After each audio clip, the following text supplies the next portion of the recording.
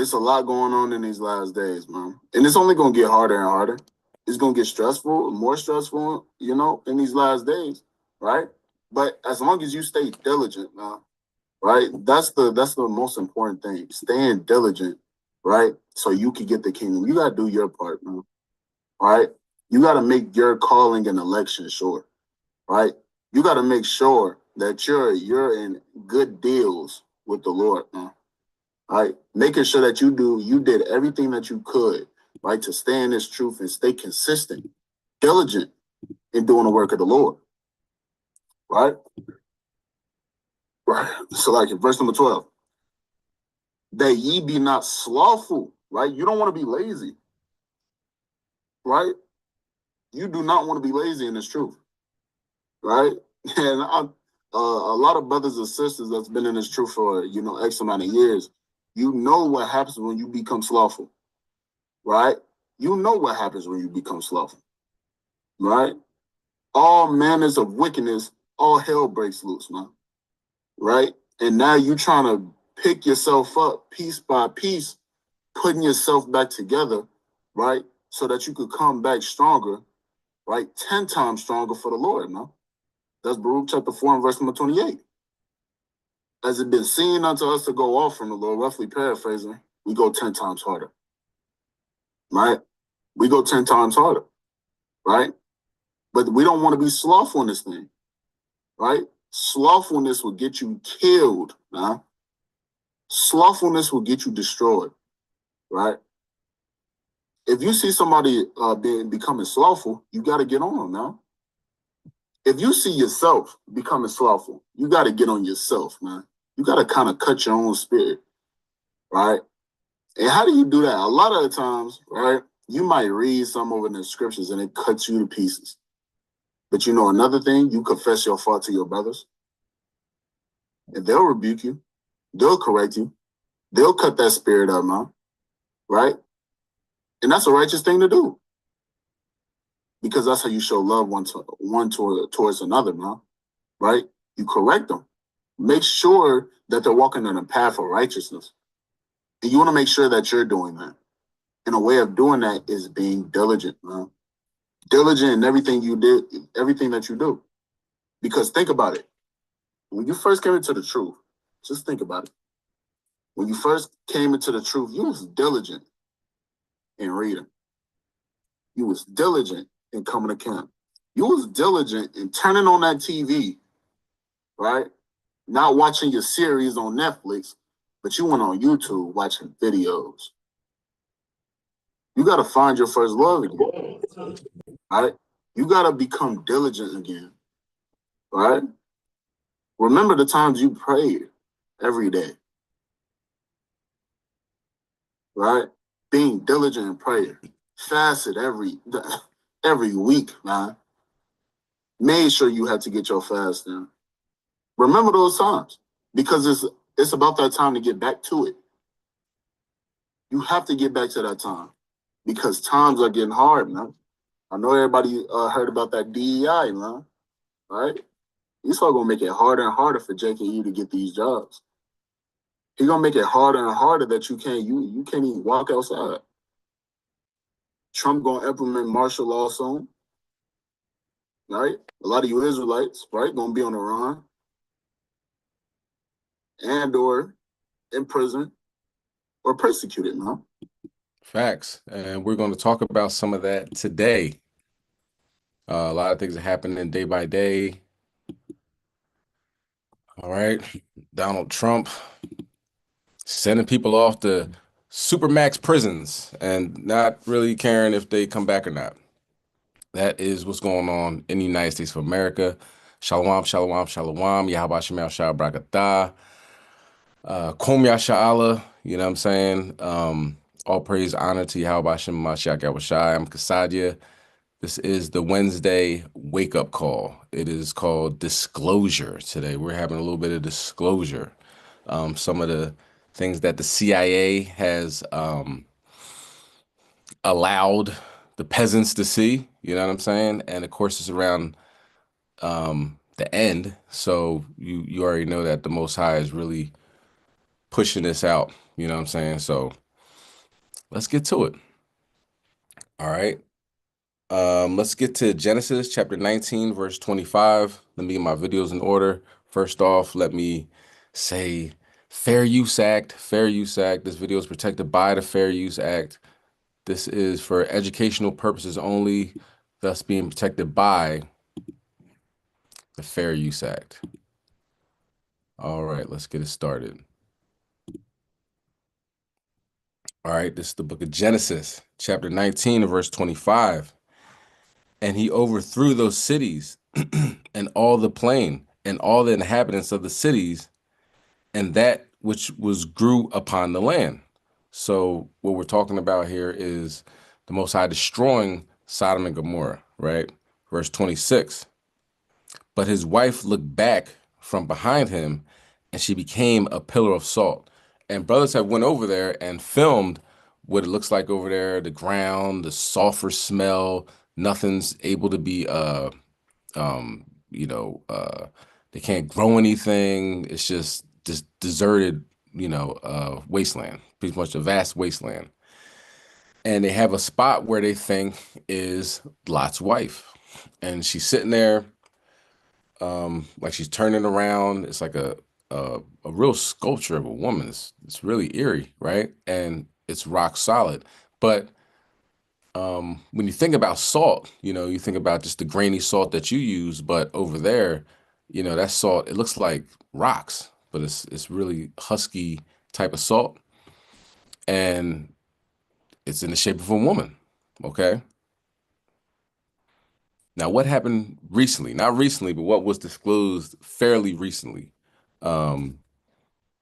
Soldiers from Russia were turned into stone, right? Sounds crazy. Let's talk about it. All right. So this is called disclosure, and a lot of disclosure has been coming out as of lately. Really trickled down disclosure. I think they have two terms for disclosure. It's like the trickle effect, just a little at a time, and then it's like catastrophic disclosure, which means all at the same time. They think people are going to just lose their minds, riot in the streets, never go to work, never go to church, so forth and so on. Probably right. So they're choosing this trickle down effect. And with that in mind, the alien files, or as we say, the angels. Brace yourselves because what we are about to tell you might sound like science fiction. A question that's been doing the rounds for the longest time. Do aliens exist? And a Cold War era incident might have just added another layer to that big question. According to a formerly classified document, originally made public in 2000, but recently resurfacing, a bizarre and deadly encounter allegedly unfolded somewhere in the Soviet Union around 1989 or 1990. The document, believed to be based on a 250-page KGB file obtained after the USSR's collapse, outlines a chain of events that reads more like a sci-fi movie script or a novel than a military report. It all started with 25 Soviet troops on a routine training mission near a military base near present-day Ukraine or Siberia. And that's when the soldiers reportedly spotted a quiet saucer-shaped craft hovering at low altitude. One of them fired a surface-to-surface missile directly striking the mysterious object and bringing it plummeting to the ground. But what followed was anything but ordinary. 5 short humanoid creatures reportedly exited the craft. You heard that right. According to the CIA document, they had oversized heads, large black eyes, moved with unsettling speed, and later merged into a single spherical-shaped glowing object. And then the unimaginable happened. The object unleashed a blinding burst of light, and within seconds, 23 soldiers were turned to stone, literally stone. 2 troops managed to survive only because they were standing in the shadow of a nearby structure. According to the memo, the KGB wasted no time. They allegedly collected the bodies and the alien wreckage and transported everything to a top secret facility outside Moscow. As for the weapon that caused this, it was described as something far beyond what modern science could possibly understand, let alone replicate. Fast forward to the Trump administration. During his 2024 campaign, in fact, he dismissed the idea of aliens outright. But once elected, he signed an executive order mandating the release of all federal files related to extraterrestrial activity. Trump said Americans deserved to know the truth and deserved to know if a decades-long cover-up had actually taken place. The memo at the heart of all this, it's been circulating online for over a year now and igniting a heated debate. Was this an actual alien attack or just a brilliant piece of Cold War propaganda designed to scare the West? We may never know. Regardless, the mystery of extraterrestrial life just got a lot stranger. To stay up, our top story tonight on Gravitas starts. Okay, now, that is a very good question she asked, because I believe that with Roswell, I'm very skeptical of any time they say they shot down a chariot. You know what I mean? They don't get shot down. They know they were going to pull that trigger before the person that was driving it was even born. You know what I mean? Or for the person that was shooting was even born. So, I don't know. You know what I mean? But at the same time, that can happen. You know what I mean? People can be turned into stone, just like Lot's wife was turned into a pillar of salt. Okay. And with Roswell, they say they shot down the chariot and then they back engineered it and they were looking through it and they learned how to fly it and all this other stuff. But it gives cushion to Russia, like, don't mess with us, we might have chariots. Same thing with Russia, like, you know, we back engineered everything and we might have chariots as well. So it could be propaganda, but the timing I'm looking at, I wouldn't be surprised if the angels turned Edomites into stone. You know what I mean? Now, whether they got the chariot and all that other stuff, that could have been extra, but it is quite possible that, you know, these things do happen because we have it in the scriptures that it does happen. Let's go further into disclosure. All right, let's get Psalm chapter 27 and verse 1.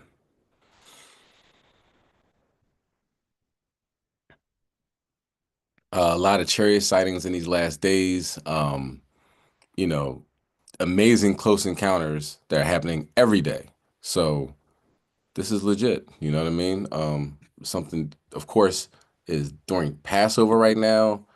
Great time to get closer to the Most High, more and more spiritual, reading, meditating, praying, all that good stuff. Not fasting, because this is a week of what? Feast. Okay? But getting closer to the Most High. All right, Psalm chapter 27, verse 1. The Lord is my light and my salvation. Whom shall I fear? The Lord is the strength of my life. Of whom shall I be afraid? So when we see what's going on with Trump and, you know, he's throwing people in jail that shouldn't be there, he's not bringing them back home, he's crashing the economy, you know, eggs are sky high, it can get overwhelming. But that's why we rely on the scriptures. Why would you be afraid of the Most High's creation? You know what I'm saying? You should be afraid of the creator. You know, so as long as you're cool with the creator, you ain't got to worry about the creation. You know what I'm saying? It's like being best friends with the mob boss, the Godfather, so to speak. You ain't got to worry about his minions. His minions going to stay in line. Okay. Verse 2. When the wicked, even my enemies and my foes, came upon me to eat up my flesh, they stumbled and fell. They're not going to be able to go any further than the Most High is going to allow them to go. Okay. Verse 3. Though an host should encamp against me, my heart shall not fear. The war shall rise against me. In this, I will be confident. So we wouldn't have to worry about anything. You know what I mean? Have that confidence that David had, going to war, not being afraid of his enemies, knowing that the Most High has his back, and having that confidence that the Most High has his back. So that's why we have these classes to continue on with that confidence, to further it along. Okay. Like for instance, this next video, Slack here. This next video is about more chariots. Okay, this is chariot news right here.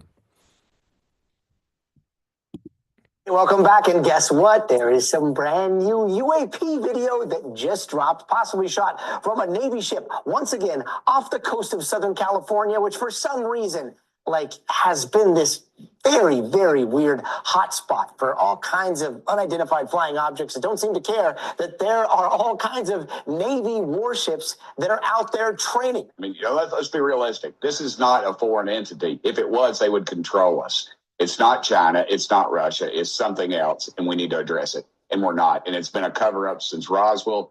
The Russians, the Chinese, every one of them has a Roswell-type incident that they'll talk about. We need to get it out in the public. You see these pictures. These are obviously not American aircraft. If you believe your Bible, read first chapter of Ezekiel. Ezekiel saw the wheel. It pretty much describes what you would describe now as a UFO. Now, that's Tim Burchett. He is a senator out of Tennessee. So this is a government official saying this is exactly what Ezekiel described in Ezekiel 1 and Ezekiel 10 and 10, the wheel inside a wheel. This is the government giving you disclosure. We know what this is. And he said that, Slaki, he said that on multiple occasions. One time, he said it, he was coming out of a closed door briefing. He was saying, I wish I could tell the American people what it is that I know. And then he goes on to say, Ezekiel described a UFO in the Bible. So this is disclosure. Let's continue on. An aircraft from outer space that comes and lands on the planet Earth. I mean, read it. I know everybody's going to say I'm a tinfoil hat wearing redneck. But the reality is there's something out there, and we're not addressing it. Transparency breeds trust. New boss, same as the old boss. This administration is no better when it comes to transparency about UAPs. Investigative journalist Jeremy Corbell, along with his partner George Knapp, got their hands on newly released Navy footage of UFO sightings from 2023. What you're looking at right now is the footage and what Corbell believes to be one of 4 tic-tac-shaped UFOs, I'm sure there's a better way to talk about them, emerging from the water, then flying at supersonic speeds. Out of the water, supersonic. How?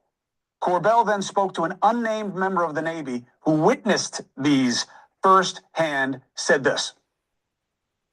To see the lights emerging from water, what we witnessed was all 4 of them all in synchronous, jetting off into the abyss. All 4, all timed together, and all left. And we were like, holy shit. Maybe 3-4 seconds pass, I run to my station and I look at my radar and they're all gone.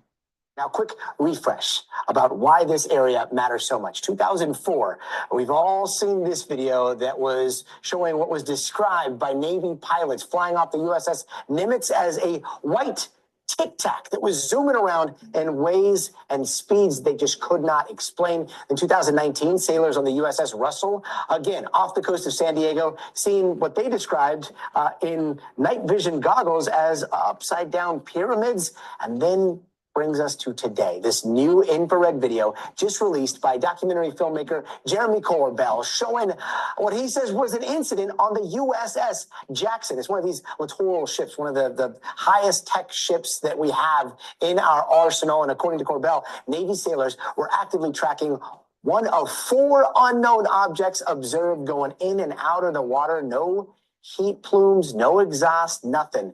And here is how one of the witnesses on board the ship described it. I go out to the bridge wing. I'm noticing things and lights on the horizon, and like city lights or any other ships that are out there.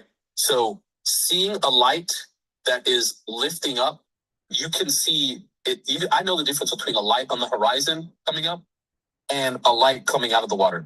When you've been on the water more in your life than you haven't been, you know the difference. Yeah, man, this is an interesting case. There is power in military footage. It's few and far between that we get great sensor data on something that is truly anomalous. And that's what we're seeing here, backed up, of course, by the eyewitness testimony. This ship is one of the most technologically equipped ships, but additionally, this is a senior ranking Navy official who I believe will end up coming forward. They saw these craft coming out of the water, at least one of them coming out of the water. That's transmedium. This is in the Combat Information Center. Also, they saw 4 of them in total. They saw them on radar, then they picked them up in thermal. That's why it looks black and white. But if you look at a plane through that system, you see wings, a tail, exhaust, rotors, all sorts of heat signatures. You're not seeing that here. So again, it was tracked on radar, tracked on thermal. There was a kind of a synchronized, coordinated, instantaneous departure described to me and George Knapp by the firsthand witnesses. This is really reminiscent of the 2004 Tic Tac UFO, where Commander David Fravor, who testified in front of Congress, chased a UFO for the United States military. Cat's out of the bag. Sailors are seeing stuff, and now we have more evidence. And in fact, these are senior ranking Navy officials. They don't want to go by their full identity at this time, but they will at some point. They're in the Combat Information Center. They get this footage. It's FLIR, forward-looking infrared. So it's black and white. What you're supposed to be seeing, we don't see. We don't see tails. We don't see thermal plumes. We don't see any signature of a normal aircraft. So that's what makes this case fascinating. We have both witnesses coming forward as well as the hardcore data and evidence. And does that mean white is hot, black is hot there, or what's the thermal imaging and like why do we see that tic-tac change? Sure. Yeah, so this is in black hot. It can switch between the two. But what's really important about this is that the high-ranking Navy official said, we saw one of these come up out of the water. We then went to radar and we saw 4 of them. We then took our thermal cameras and we looked at one. And when you look at a plane, it looks like a plane. This doesn't look like a plane. In fact, it looks like the Tic Tac from 2004, where Commander David Fravor chased a UFO for the United States military. So look, it's tracked on radar, it's tracked on FLIR. We're lucky to have some of this footage that you're able to see now. But what you're not seeing, Gotti, is you're not seeing the typical signatures you'd see on an aircraft. This is a very unique propulsion system. It appears from this footage. And again, people have come forward and risked to bring this footage to me and George Knapp. And as journalists, we have a duty to put it out after investigating it. I'm glad that it's out now. Yeah, and I'm glad you're putting it out too. And again, we are lucky to see those images, but what happens all the way before that is what's really important. And I mean, if you get a chance, go back and listen to what Commander Fravor said about what happened back in 2004, opens your eyes. But Jeremy, I know you've been pushing for government disclosure on all this, like harder than anybody else I know. This administration seemed to suggest that they were going to get to the bottom of it, and yet, so far, we are pretty well into this. Why aren't we seeing more tangible evidence from people that aren't just coming forward scared to lose their jobs and scared to lose their livelihoods? Why don't you think we're seeing the government say, this is what's going on? Everybody says we don't have stuff like that. Don't take my word for it. Commander David Fravor testified in front of Congress. We didn't have technology like this in 2004. We do not have technology like that now. We also wouldn't be testing kind of black budget technologies in these warning areas right off the coast of San Diego. This has been going on for decades, if not centuries. We don't have technology like this, but take the word of people that testify in front of Congress who know. Why do you think they're not telling us? Yeah, man, it brings us back to the core question here. We want transparency. We want the truth. We've been told UFOs are real, but that's it.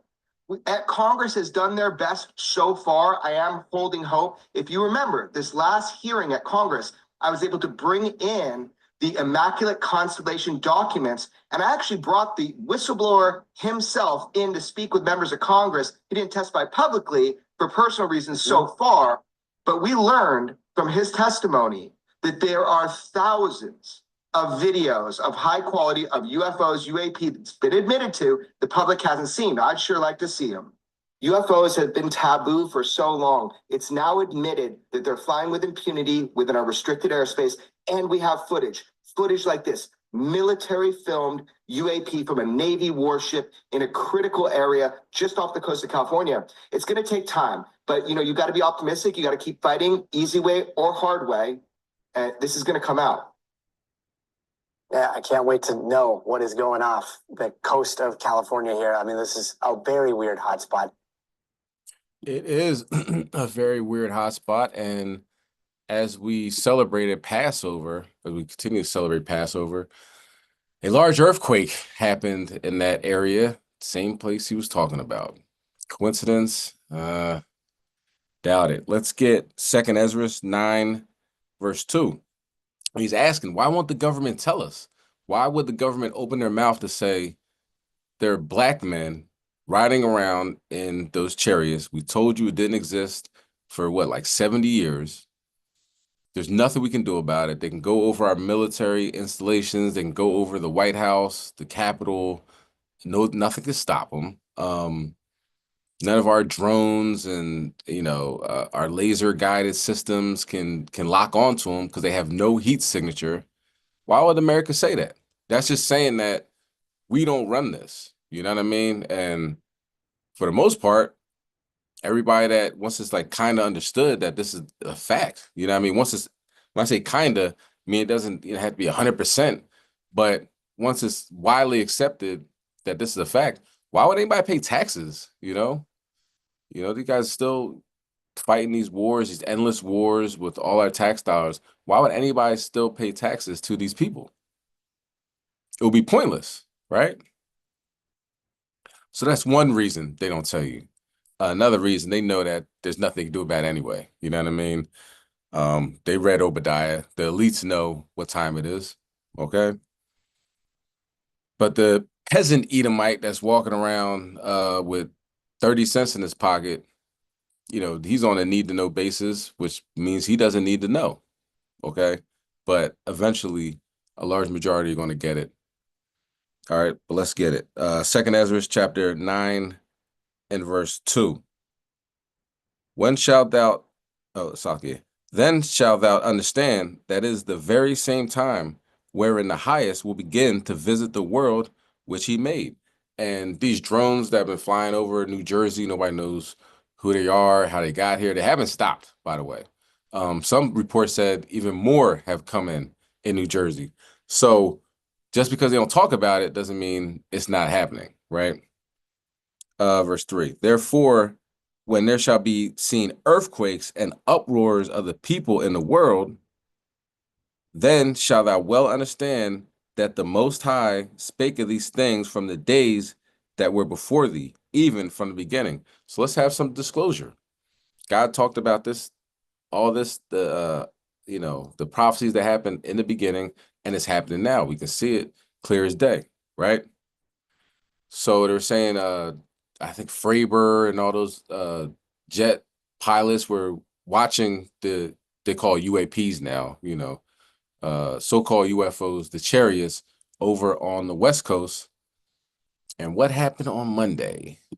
A large earthquake, 5.2 magnitude earthquake hit San Diego. What did it say? Earthquakes and uproars of the people? You better believe it. An earthquake rattling Southern California on Monday. A 5.2 magnitude quake, the epicenter right in San Diego County. NBC's Liz Kreutz has more. Millions of people across Southern California jolted by a 5.2 magnitude earthquake in San Diego County Monday morning. It's terrifying because you don't know when it's going to stop. And we felt the whole house start to shake. The shaking felt from Mexico all the way to Los Angeles. The vibrating even felt in Palm Springs and among festival goers at Coachella. I thought my friend was just dancing in the back seat, but we just saw the sign shaking. The epicenter 3 miles south of the small mountain town of Julian. Just had a fat earthquake. Where the shaking knocked liquor bottles off shelves. Glass falling.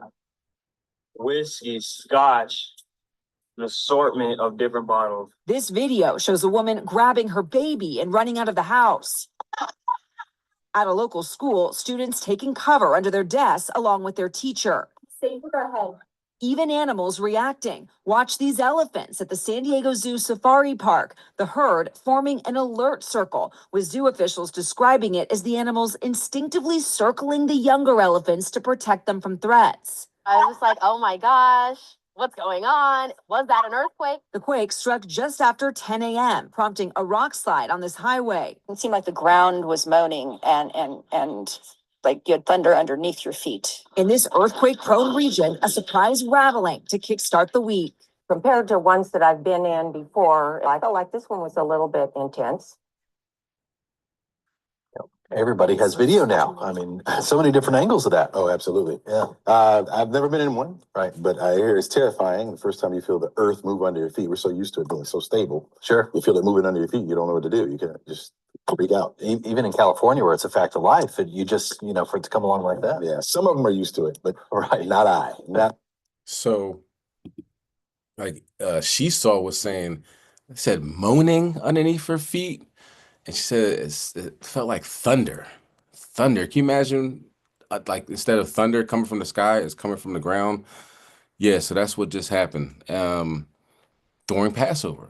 Okay? All praise to the Most High. And you can learn a lot from an elephant. You see the elephants, the way they got around the young, the minute they sense trouble, you know what I mean? That instinctual move to save the youngest of the herds. We can learn a lot from elephants, but we need to come back to that basic foundation. You know what I'm saying? Saving our people. You know what I mean? Come back to that. It's been torn away from us. You know what I mean? Dehumanized. Like whatever, they be all right. Through Willie Lynch beatings, psychological warfare, torture, so things and so on. So things and so on. So that's one of the things we must continue to do in the future. All right. Let's see what's going on with China. Apparently, there's a tariff war. If you haven't heard about it yet, I believe right now Donald Trump increased the tariffs to about 240, 250%. There's a lot of things from Temu, whatever that place is. They give real cheap stuff. And other places in China that the cargo ships are backed up. They have huge amounts of cargo that come to America every day, and these tariffs, Slocky, is slowing things down. Five Below is taking a hit, obviously, right? A lot of stuff from China comes from there. Walmart, but of course, a lot of stuff comes from China. America doesn't make anything. America actually sold out the so-called black man, woman, and child, Hispanic, Native American, right? Everything was good when it was the white man in the factories. You know what I mean? Manufacturing, just the husband worked, the wife could stay at home. He was making enough money to have a car, house, take care of the family, go on vacation. So things were good for Mr. White Man. The minute Jake gets one of those jobs, right, starts to get into the unions, what happens? They ship the jobs over to China. So that is what we call financial warfare, you know what I mean, or economic warfare on the so-called black man, woman, and child, the 12 tribes of Israel, right? So now what's happening? Now they're not getting along. Oh, that's so sad. Hopefully they can work it out, or who cares? Do you know what I'm saying? You don't need nothing from Five Below anyway. It's going to break in 3 minutes to begin with. All right, so this shouldn't affect us, but unless, you work in that type of industry, it might. Pray that the Most High has mercy and, move accordingly. Listen to Yahweh Shem Shai. But let's talk about something that happened back in the day, right? When Jehoshaphat was on the earth and the nations came up and started wilding out again, coming at Israel. God got us, okay? Kind of Chinese manufacturers selling all kind of products on TikTok directly to U.S. citizens, bypassing the tariffs. Hilarious, right? That's the water, Amayan. We about to talk about that as well. All right. Let's get that. 2 Chronicles chapter 20 and verse 6. And said, O Lord, God of our fathers, are not thou God in heaven, and rulest not over the kingdoms of the heathen, and in thy hand is there not power and might, so that none is able to withstand thee. So God controls all of this. You know what I'm saying? America doesn't manufacture anything, so America's the one going to suffer for real, for real. You know what I mean? China can get other people from around the world to buy their products. It just so happens they sold out the so-called black man, woman, and child, Hispanic man, woman, and child, Native American woman, man, and child to make more money. One of the videos, really good video. He's talking about revolution and everything. I don't know what that means. We're gonna hop in the street and all that. That's probably what Esau is eventually gonna do. But he was pretty much bringing out how China built up their infrastructure. China built up their roads. China lifted up people from poverty to another level in their country. America did none of that. We can't get a pothole filled. The textbooks from 1970 something. There's holes in the schools, and there's roaches and rats running around, and violence and guns, and kids can't learn. All that's happening in America. Not building up any skyscrapers, any infrastructure, no bullet train, none of that. What they get? They got more yachts, more islands, more diamonds for their women. You know what I'm saying? They spent their money to uphold their lavish lifestyle while leaving the so-called working man with what, $7 an hour, $7.25 an hour here in Pennsylvania. Might be more in your state, might be less. I don't know. You know what I mean? I think the federal minimum wage might be like $15 or something like that. But guess what? Donald Trump just fired a whole bunch of federal workers. So there that is. All right. Let's continue on. Number 7. Art not thou our God, who didst drive out the inhabitants of this land before the people of Israel, and gavest it to the seed of Abraham, thy friend forever? And they dwelt therein, and have built thee a sanctuary therein for thy name, saying, if when evil cometh upon as the sword, judgment, or pestilence, or famine, we stand before this house and in thy presence, for thy name is in this house, and cry unto thee for our affliction, and thou wilt hear and help. That's how it's always been. You know what I'm saying? The Most High hears our prayers. You know, we come to him in sincerity and in truth. We see what's going on. We see the writing on the wall. We're going to talk about how Donald Trump openly admitted, took a man from Maryland out of his home, ICE detained him, brought him to El Salvador, that crazy super prison, did all that, know he's wrong, still is going with that. You know, still is going in that direction. And even doubled down and said, I wonder if I can get U.S. citizens in here too. If they're violent and we don't want them in our neighborhoods, you know, it's starting to get less and less, you know, from the most violent rapists, murderers, and all this stuff to you don't want them in your neighborhood, to an El Salvador super max prison. So we see the writing on the wall. We see what they're trying to do. So we have to, what's the word, like, see it for what it is, see the prophecy unfolding, and do the same thing our ancestors did that worked. Not what didn't work, not worshiping golden calves. That didn't work. You know what I'm saying? But following the law, statutes, commandments of the Most High God, and then praying to the east for the Most High to help us. Okay? Let's continue on with this. 8, 11. Khan, okay.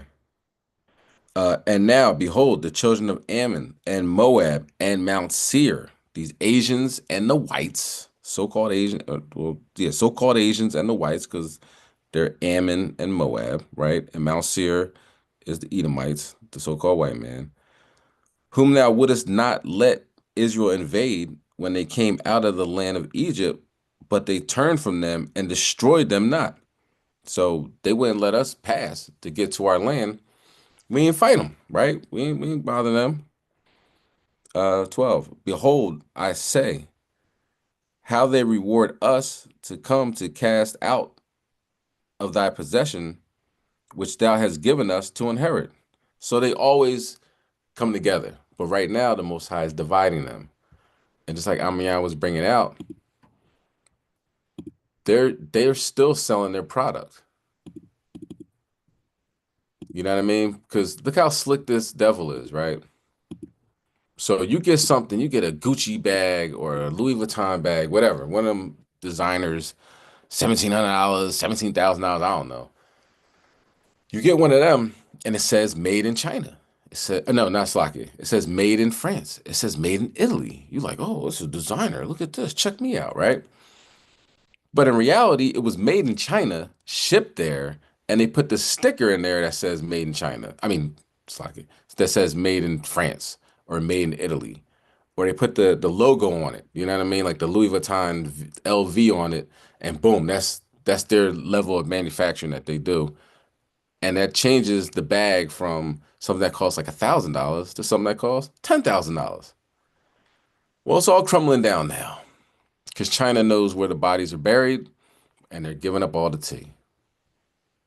Enjoy.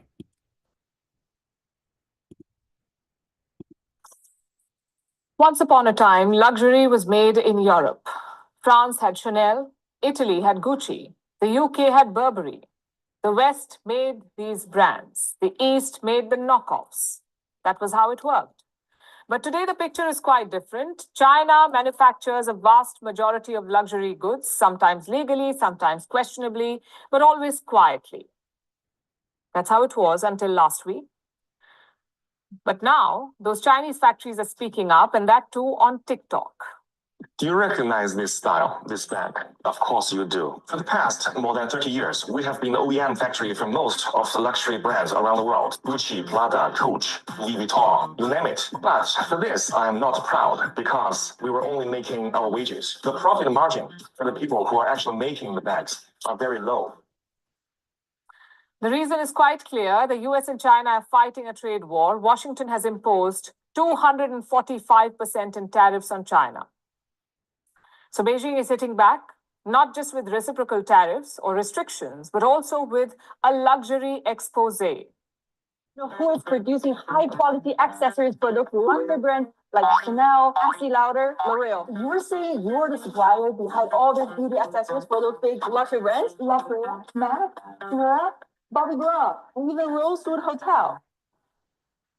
All these videos have a similar setup. There's a person standing in a factory. They show off luxury goods. They mention the prices, and that is a shocker.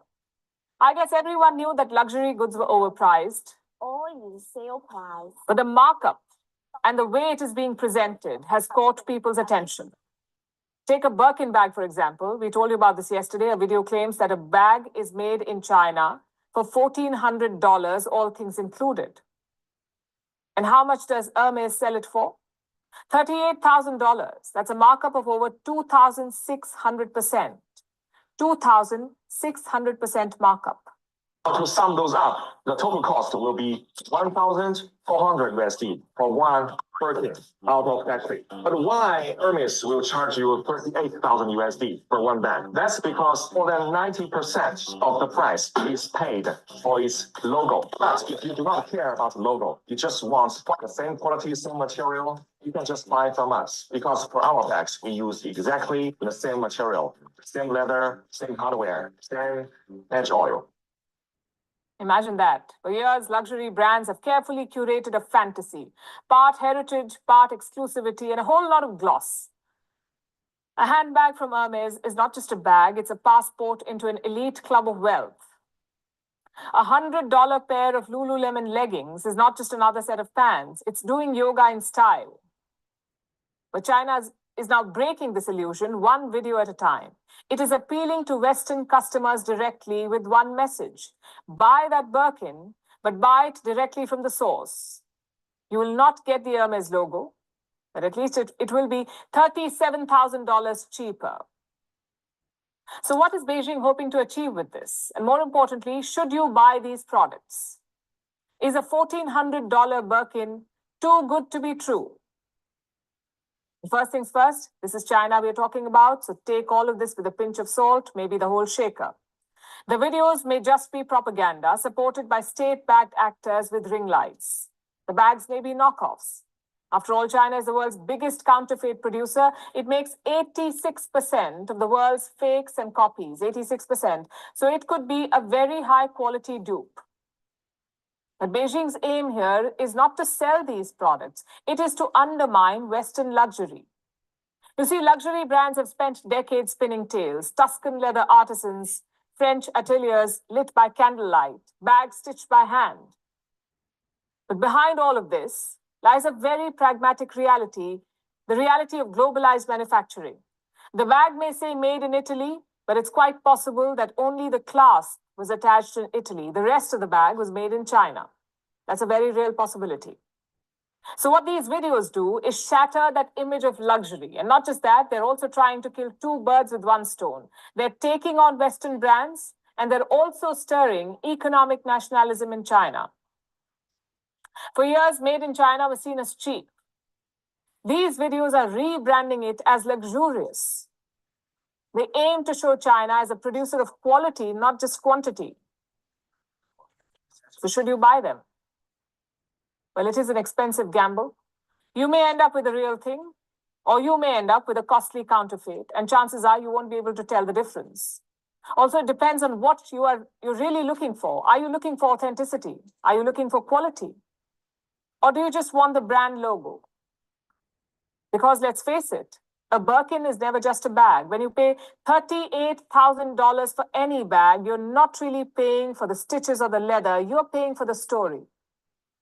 And that's the real luxury product.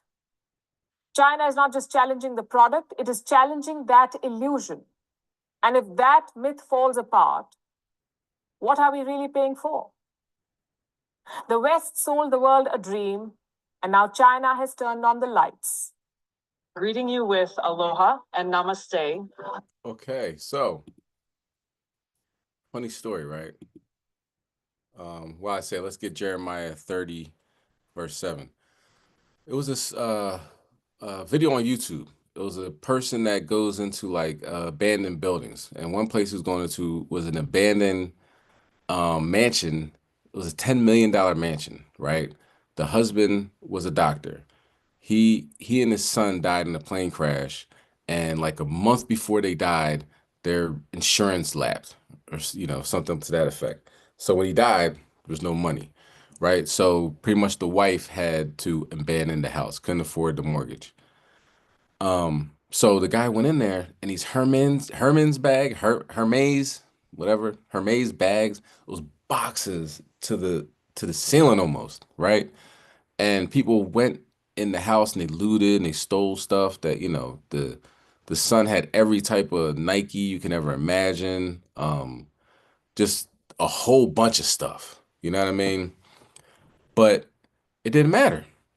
You know what I'm saying? Because it all stopped. You know what I mean? That shopping, that life of luxury, it just all stopped because the Most High is the one that turned off the lights. You know what I'm saying? And knocked his plane out of the sky.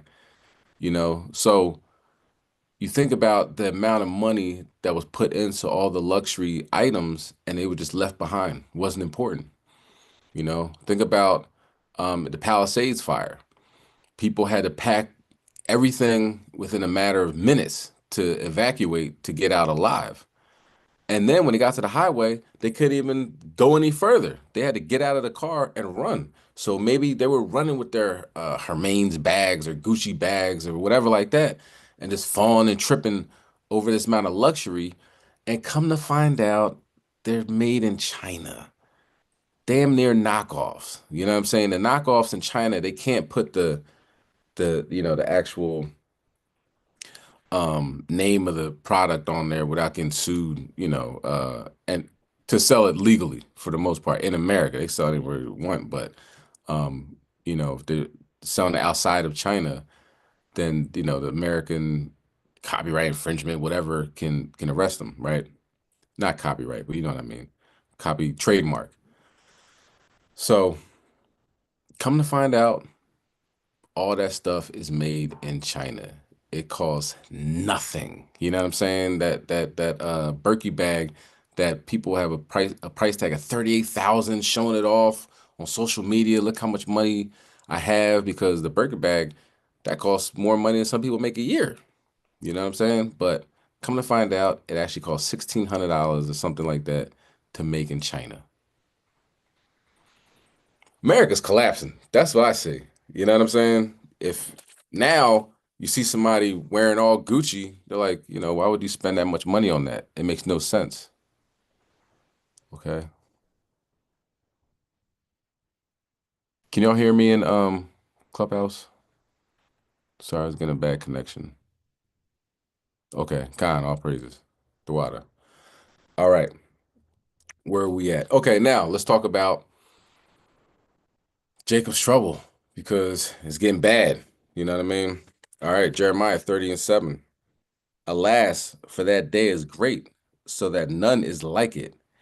It is even the time of Jacob's trouble, but he shall be saved out of it. Okay, so Jacob's trouble, for some people, is, you know, it's here. You know what I mean? If you think about it, there's 10 tribes that are in Guantanamo Bay. You know what I mean? Now I believe it's going to get worse, because what they're saying is they were gang affiliated, they were committing crimes, so forth, so on. I mean, the devil's saying it, so you know, you can't believe that, right? But just say, for instance, that's the case. That I don't think he's going to stop there, because he said he's not going to stop there. You know what I mean? Right now, nobody's really speaking up. Okay, that happens. This and the third, Guantanamo Bay. Now he's sending 10 tribes to that Supermax in El Salvador. Nobody's saying anything. Well, a couple people have been saying something, because a person that was put in there, they said he's innocent, never did anything wrong. Trump doubled down, and at this point, he's saying he's going to stay there. You know what I mean? And can he bring other Americans down there to El Salvador to go to that Supermax prison? That's that freedom, right? Freedom and justice for all they talking about. Okay. Now let's watch this video. But it does say what? It does say time of Jacob's trouble, but he shall be saved out of it. So we got to keep in mind, all right, we got one way out of this thing. And that's your how about Shemel Shai. Anything else, any other plans you got, cancel them. If you ain't following the law, statute, commandments of the Most High, ain't nothing going to work out for you. You understand? By the time they show up to take you out of that, you know, take you out of your house or car or whatever and bring you down to El Salvador, you know, you could be, man, I got a million guns, got a million this and a million that. They'll get you while you're in the shower. They'll get you where you get off of work. You ain't got nothing on you. Like, you have to have a bigger plan than just guns, okay? Let's see what's going on in Maryland. That breaking news tonight in the illegal deportation of a Maryland man. The government has just filed a status update in the case, but it doesn't say much. An official with the State Department saying Gilmar Abrego Garcia is alive. He is being held in the Terrorism Confinement Center in El Salvador. Thank you for joining us tonight for News 4 at 6.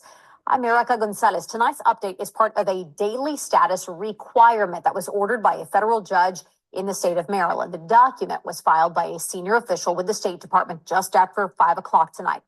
It says Gilmar Abrego Garcia is being detained pursuant to the Sovereign Domestic Authority of El Salvador. There is no mention of the steps being taken to bring him back to this country, as ordered by the Supreme Court.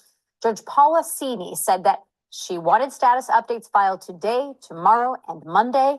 Abrego Garcia's attorney said in a statement to News 4, 24 more hours and still no answers as to what they've done so far and what they are planning to do going forward to carry out the Supreme Court's ruling, end quote. In a filing of its own, Abrego Garcia's attorneys are asking the judge to file a new order and have the government explain by Monday why it should not be held in contempt. Okay. All right. So with that in mind, we got to keep this in mind. All right, let's continue on. All right, Jacob's trouble.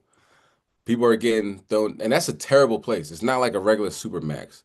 It's about 50 people all, MS-13, 18th Street, whatever, all these gangs put in the same spot. There's no separating them and all that, this, that, and the third. Oh, that's the Latin Kings over there, and they don't do that over there.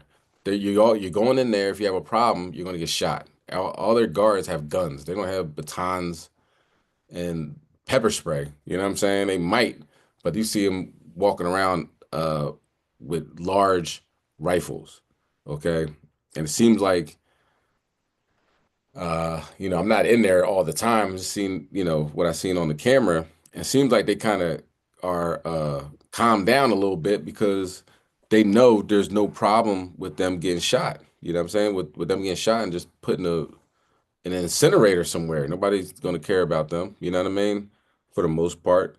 When they took them out of the United States, and we took 10 tribes out of the United States down there, one thing they noticed was you can't see their faces. They put bags over their faces, so when the media shows them, shows them getting arrested and stuff, family don't even know it's them, So for them to, get killed down there, nobody even knows they're in there for the most part, right, in America.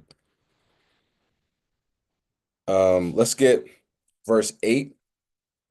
For it shall come to pass in that day, saith the Lord of hosts, that I will break his yoke from off thy neck, and I will burst thy bonds, and the strangers shall no more serve themselves of him. So when you see these things happening, you see there's going to be a progression going towards this, breaking the bonds off our necks. You know what I mean? Not having the heathens, taking everything that we worked for. We plant vineyards and they take them. We have property and develop businesses, and all of a sudden it's eminent domain. You know what I mean? We worked hard to maintain our housing, raise our children, so forth and so on. And here they come in hating on us, but at the same time gentrifying our neighborhood. It's one of the guys, Nick Ferez, whatever his name is, one of the right wingers that, like Matt Walsh, that had a little podcast that try to really aim to please the rednecks that they really don't even care about.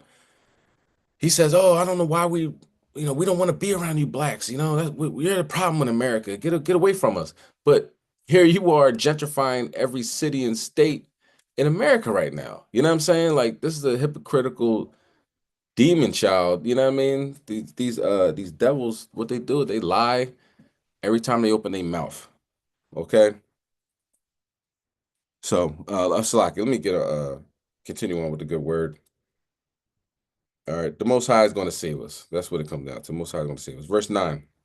But they shall serve the Lord their God, and David their king, whom I will raise up unto them. Okay, so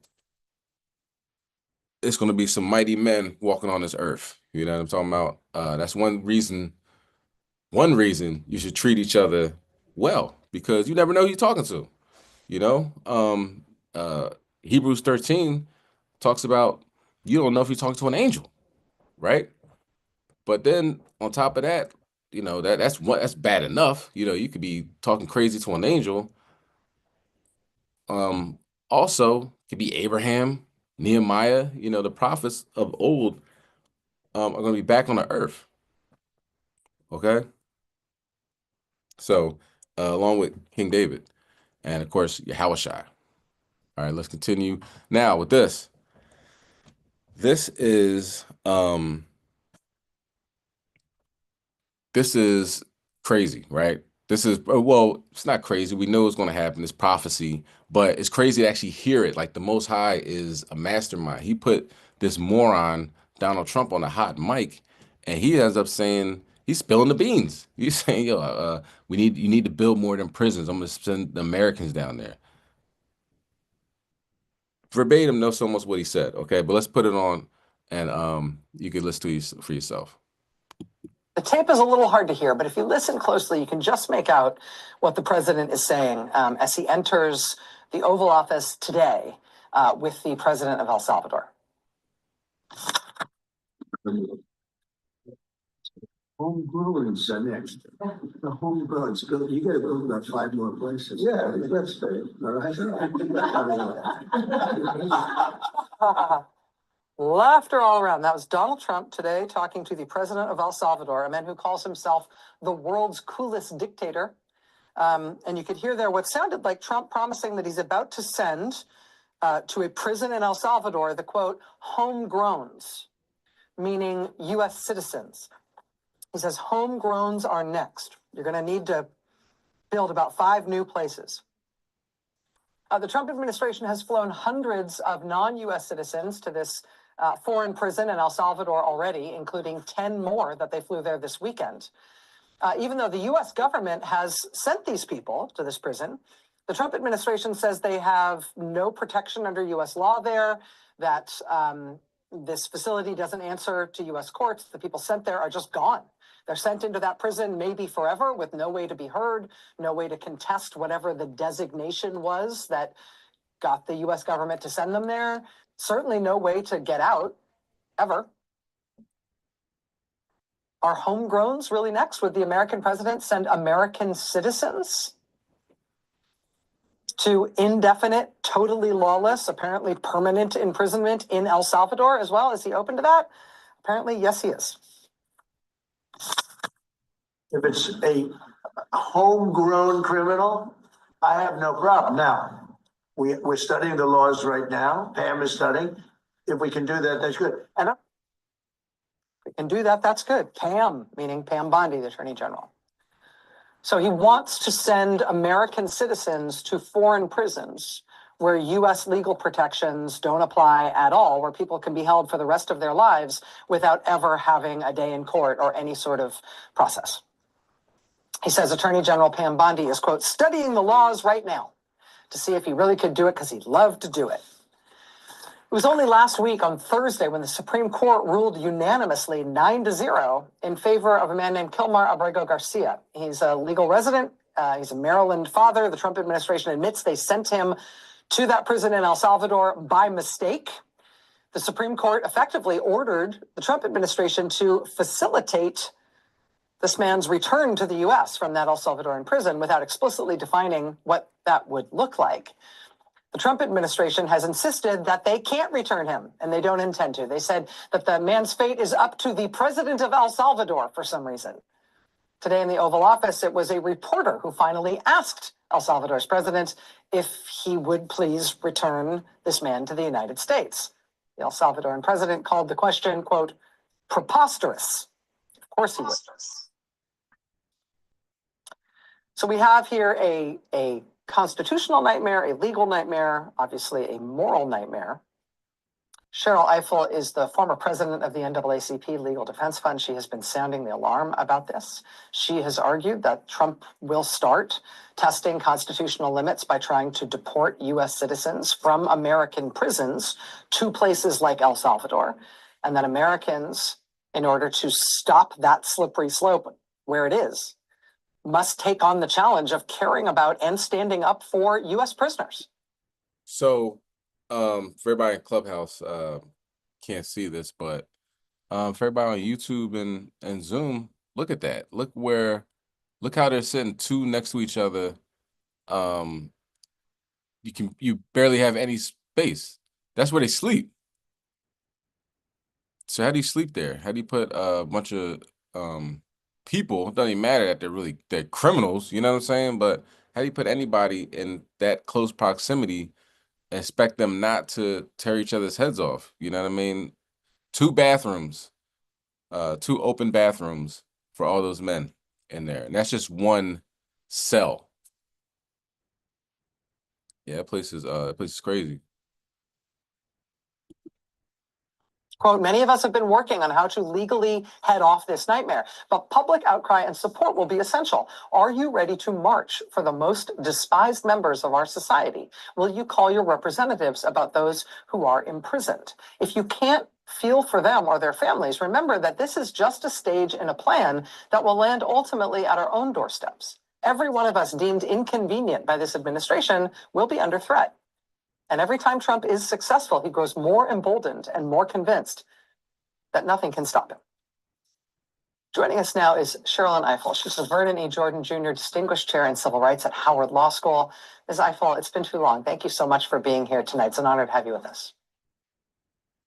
Thank you, Rachel. You wrote this piece over the weekend, sort of sounding the alarm. He's talking about U.S. citizens. He's talking about U.S. citizens. This is a constitutional end. This is an end of constitutional protections in the United States in a really fundamental way. That was before today's Oval Office meeting, where the president very cheerfully confirmed that, oh yes, he's talking about doing this to U.S. citizens too. Is the president actually moving faster than you thought he might? Are you at least pleased that the American public have to see this as clearly now as you have been? Yes, and I very much thank you for this conversation tonight, Rachel. I've been sounding the alarm because Trump has been saying it over and over. In fact, he started out when his family first met with the president of El Salvador a couple of months ago, and he said then that the president of El Salvador was interested in housing U.S. prisoners. He said it again the other night as he was exiting or entering his plane. I don't remember which one it was, where he talked about this again. He said, you know, for our worst of the worst, people who knock old ladies over the head, people who push people in front of subway trains, or if you had a bad judge and a bad prosecutor who didn't do the case right because they only care about politics. He's been repeating this over and over again. He tweeted that he can't wait to see people who attack Teslas face incarceration in El Salvadoran prisons. And by now we know Trump a little bit. We know that when he keeps saying something over and over again, he is not joking. We know that he is incapable of holding his cards close to his chest when they are having discussions about these things. And we've seen two new reports. One was in Politico this weekend about plans. One is Stephen Miller's plan to do a mass denaturalization of naturalized U.S. citizens who are incarcerated. We saw, can you believe it, the name Eric Prince again, who apparently is involved in an effort to use private prisons in El Salvador and in other countries, with the U.S. perhaps entering into a treaty of cession, something I really think about when I think about maybe getting Alaska from Russia, a treaty of cession so that the U.S. would control the territory in that country, and therefore there could be no claim that U.S. citizens were being moved off of U.S. soil. It's crazy and diabolical, but it's real. When Attorney General Pam Bondi does this studying, as the president said today, when she looks into the legality of this, which the president continually says he doesn't understand, doesn't really care about, wants to find out whether or not it's legal, it's being looked into. What is she going to find when she looks into U.S. case law and constitutional protections to find whether or not this is something that they could legally do? Well, it's a strange thing. If she didn't find the Fifth Amendment that says every person in the United States, person, not citizen, is entitled to due process of law, cannot be deprived of life, liberty, or property without due process, which should have stopped the deportation of Mr. Abreu Garcia and others who received no due process. I'm not sure what she's likely to find with this look. I think there are two things to think about here. One is that as almost everyone knows, there are nearly 2 million people incarcerated in the United States. Most of them are in state prisons, not in federal prison. The person who assaulted the old lady is most likely not in federal prison. There are about 200,000 people in our federal prisons. So I'm not sure the population that Trump is looking at, if it is the state prison population, that creates complications for him. And in any case, we have a constitution that prevents cruel and unusual punishment, sending folks here who are incarcerated to what has been identified as a torture prison, as a prison that the warden of CICOT in El Salvador said is the prison no one ever leaves. That is simply a violation of the constitutional rights of prisoners. Prisoners who are citizens of this country are United States citizens, and they have the rights of citizens. And so I don't have any faith that Pam Bondi will, in her research, will feel bound by that. But that is the state of the law, and that's why so many of us have been looking at this very closely and preparing. Because I think, as you alluded to earlier, Rachel, when the plane takes off, the plane takes off. That's what happened to Mr. Abregu Garcia. This administration has made clear they're not interested in lifting a finger to get people back, even people who were wrongfully they were all wrongfully shipped to El Salvador, but certainly this individual was, by concession, wrongfully sent to El Salvador. So it's very, very alarming, very, very frightening, and something we have to get out ahead of. Cheryl Eiffel, Howard Law School professor and friend to this show for a very long time. Yep. So there goes that whole Constitution thing.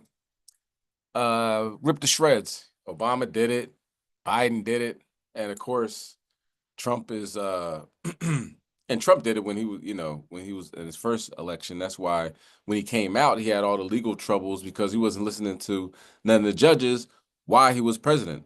And he's the same thing. He really didn't miss a beat. Judges say stop doing that. He continues to do it. He's I'm president. What are you gonna do? You know what I mean? So we can almost guarantee, I don't even think it's been 100 days or, whatever it's been. There's only been a few months, and now we can see the way this is going, okay? So if that doesn't make you want to get closer to the Most High God and to, purge your sin, purge the leaven out of you, then I don't know what will, all right? And we can look at what's God doing all this? I mean, all this happened, that's the Most High. He's doing that. You know what I mean?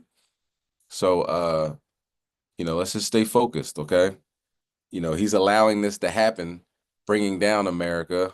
And, maybe a couple of those MAGA people would, get on the plane to go down to El Salvador. Likely not going to happen, but we'll see. Trump is, he has friends, for a couple minutes, and then next minute he's firing them and telling them how stupid they are and all this other stuff. So we'll see what the future brings, but we see what's happening right now. Okay. In other news, that was the Trump news, right? We're going to get into the domestic violence side of the news program. And it's with Esau. It's always going to be Esau. And it's, for the most part, you could pick a plethora of stories dealing with Esau and Edomite on Edomite crime. Okay, but this next one is the governor of Pennsylvania versus some guy that they say is mentally ill, right? But he wasn't that mentally ill because he knows where the governor's house was. He knows how to fill a Heineken bottle up with gasoline and light a match. Okay, let's go to 1 Corinthians 11 and verse 27. Of course, you know who the governor of Pennsylvania is, Josh Shapiro, proud Amalekite, always pushing his, his Jewish heritage, you know what I mean? Jewish heritage on anybody that will listen. He was celebrating Passover and bad things happened. Let's go to 1 Corinthians 11, verse 27. Therefore, whosoever eat this bread and drink this cup of the Lord unworthily shall be guilty of the body and blood of the Lord. Verse 28. But let a man examine himself, and so let him eat let him eat of that bread and drink of that cup. See what happened to Josh Shapiro. He was celebrating Passover. I don't think Most High likes you celebrating Passover, Mr. Shapiro. And this is why. This type of violence is not okay.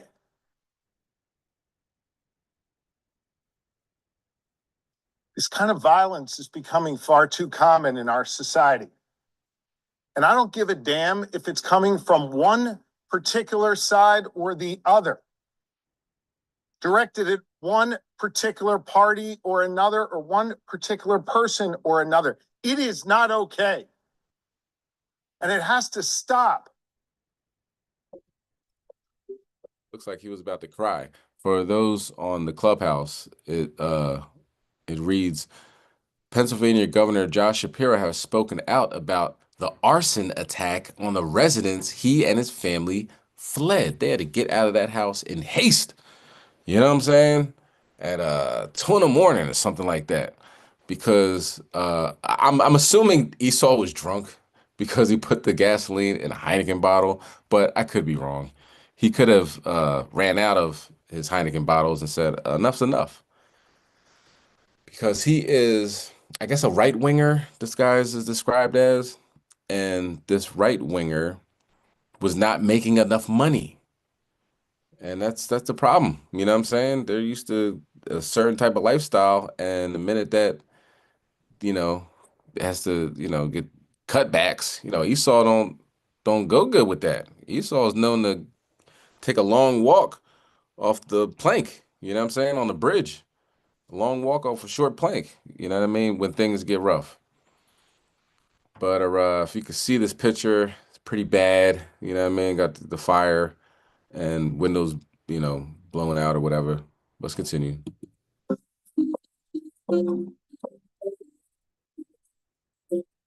I'm not fearful. I'm obviously emotional. I'm worried about my family. I want my kids to be okay. Officials said the suspect, look at that. Everybody saw on YouTube and Zoom. That joint is cooked. All right. Look at the chandelier still there though, right? That joint burnt too. Officials said the suspect, 38-year-old Cody Balmer, used homemade incendiary devices to start the fire. We didn't start the fire. Yes, he did.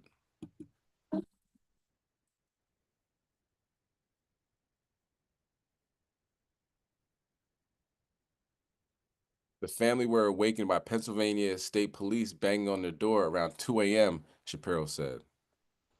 He had to make haste. He had to get out of Egypt.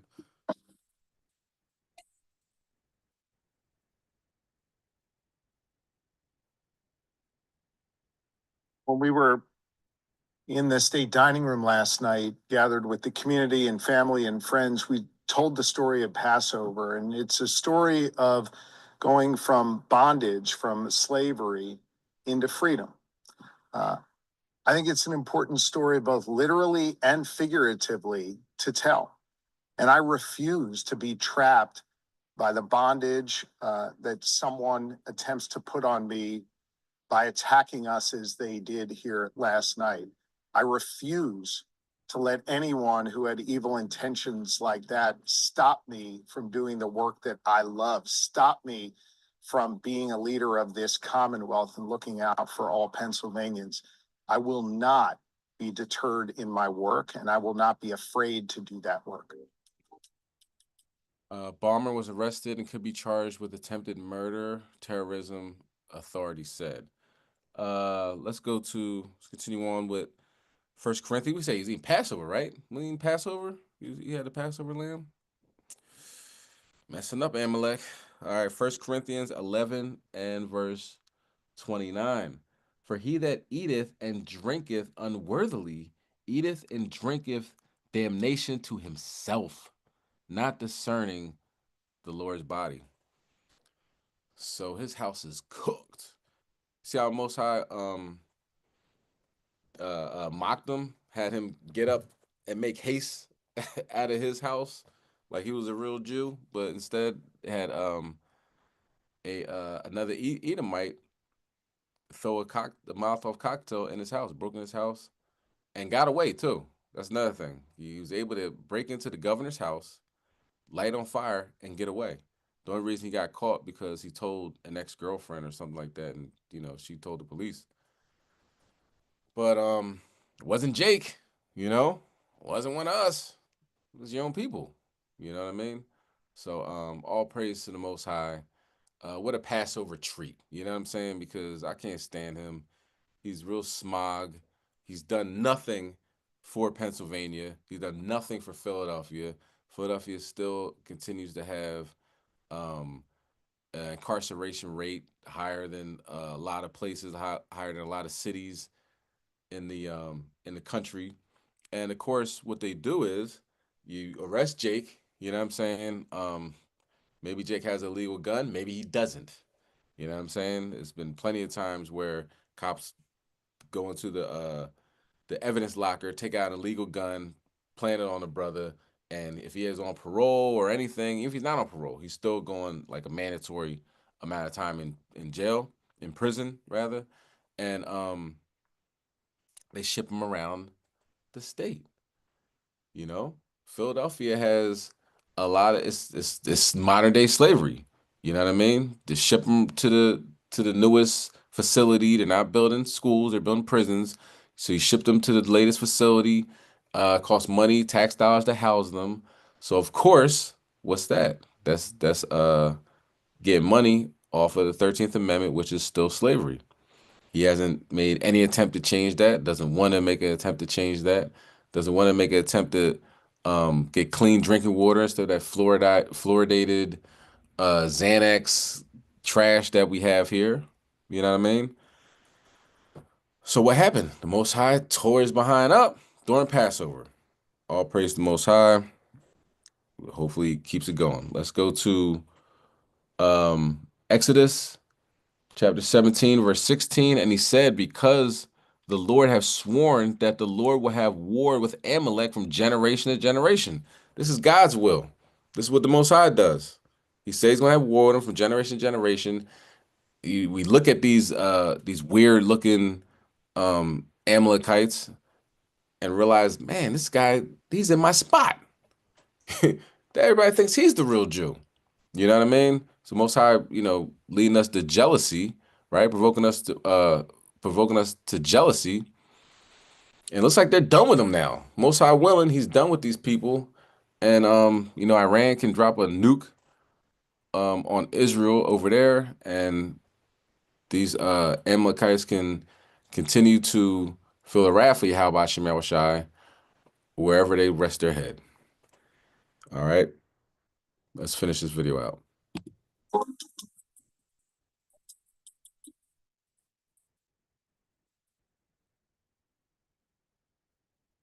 Talmud, like his Talmud's burnt. But of course, no Israelites were harmed in that exchange. Okay, we ain't do it, and nothing happened to us. Edomite or Edomite crime, all praise the Most High. Satan versus Satan. Let's keep it going. All right, so now let's talk about New Jersey, right? Because New Jersey had a huge drone situation. Okay, and this is going to be the weather report. You know what I mean? We talk about a lot of different things here, and one of them being the weather. Like, it is raining cats and dogs? No. It is raining fire and brimstone. Okay, so everybody's aware of this whole thing with these drones in New Jersey, right? They didn't know who they are, no frequency, no heat signature, couldn't follow them, couldn't track them, didn't know who was letting them go and who's stopping them, right? The FAA said, we don't know who it is. And Trump said, my first day in office, I'm going to tell you who it is. And then like maybe a week in the office, everybody's asking him. And he said, oh, it's the FAA. And then, of course, a couple weeks later, the FAA came out again and said, no, we don't know who they are. Like, you know what I'm saying? Can't lie, you know what I mean? Like, I guess we can, but then you're going to ask, well, who are they? And they don't know. They didn't know then. They didn't know when Trump said it was them. So now fire and brimstone's falling in New Jersey. Okay, let's talk about it, shall we? Let's go to Genesis chapter 19 and verse 24. Ironically, we were just at Genesis 19, and we're going to continue to read it. It's strange how during this week in Passover, we got fire and brimstone, and we got a report of people turning into stone or salt. I don't know. I don't know if they tested it for salt, but turning into stone. Here we go. Genesis chapter 19, verse 24. Then the Lord rained upon Sodom and upon Gomorrah brimstone and fire from the Lord out of heaven. And he overthrew the cities and all the plain, and all the inhabitants of the cities, and all that grew upon the and all that grew upon the ground. But his wife looked back, and from behind him, she became a pillar of salt. Can we not turn back, Israel? Can we just not do that again? Can we just keep moving forward out of this captivity? You know what I mean? Let's not go into the wilderness and say, man, I miss that McDonald's and that Burger King. Can we just not do that? You know what I mean? There's fire and brimstone literally falling out of the sky in America. You know what I mean? I don't know if you heard about it, but we're going to watch the report. Don't take my word for it. All right.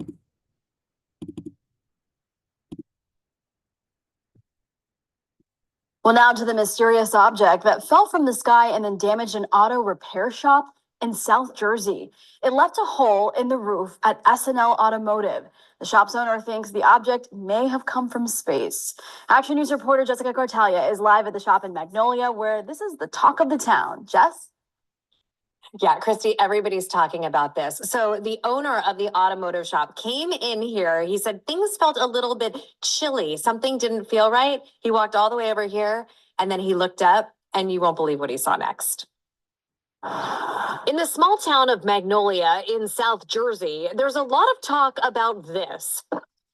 Around 2:30 Wednesday morning, residents were woken up by a loud boom.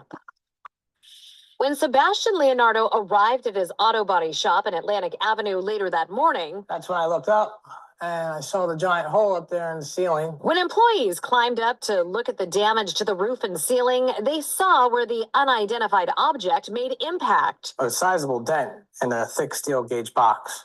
Yeah, and so that's when I went to my cameras and I found all the videos and realized what had actually happened. You know, it's like with the giant flash outside and then the impact in here. Surveillance footage from cameras in and outside of SNL Automotive show the moment that something collided with the building. You eventually see like a giant fireball come through the ceiling and then everything come flying down the roof with it. Several doorbell cameras at homes around town captured video of the incident. Here's astronomer Derek Pitts of the Franklin Institute. There's a bright flash, there's a boom, there's a hole.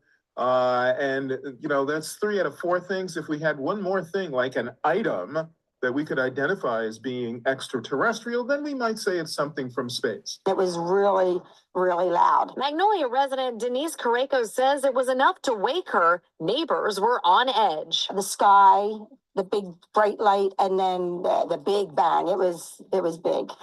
Back at SNL, they're hard at work today, but plan to spend the weekend combing through this debris and sharing their Big Bang Theory. It's like a once in a lifetime thing, I imagine.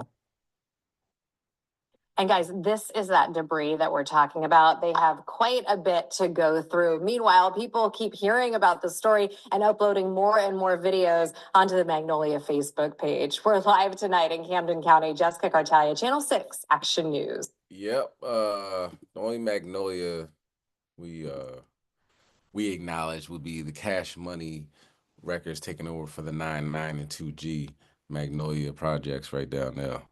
Whoa, they. So, unfortunately, it didn't hit any Edomites, but man, I had to get them shook up because that's fire and brimstone. If you in the clubhouse, you obviously aren't able to see it, but it was, you could see fire in a flash, and it went through the guy's business and just dented one of his what do we say, steel something. But there you go, fire and brimstone. Check us out. It's Passover, last days. Repent and keep the commandments. It's the Wednesday wake up call. Wake up. All right. So in our wrapped out section of the lesson, we're going to talk about falling into the pit. You know what I'm saying? You don't want to dig a pit and then fall into your own pit. You know what I'm saying? You might be digging a pit for somebody, and here you are, you falling into that pit. Don't want to do that. You know what I mean? Let bygones be bygones. Treat your neighbor as yourself. You know what I'm saying?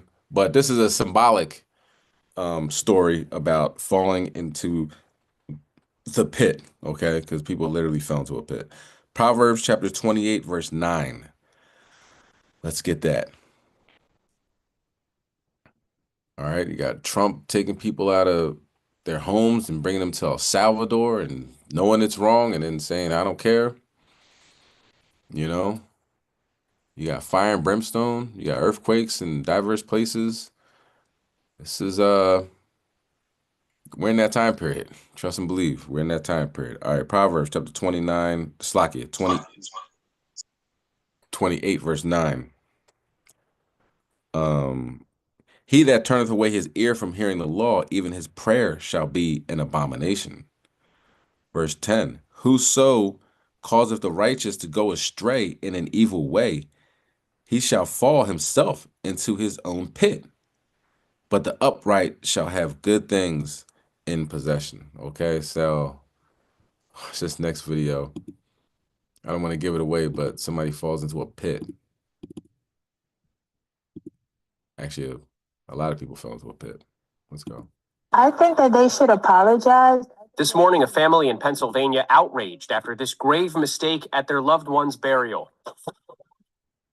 Pallbearers were making their way through the cemetery in Philadelphia. Then the unimaginable. As they put down the casket, the platform around the site collapses, sending the men tumbling into the grave. It was just a horrible incident that happened in a bad moment. Family and friends rushed to help the men, some of whom were trapped under the weight of the casket carrying Benjamin Aviles. His stepdaughter says her son suffered the worst of the injuries. The casket laid on top of him and he was out like a light.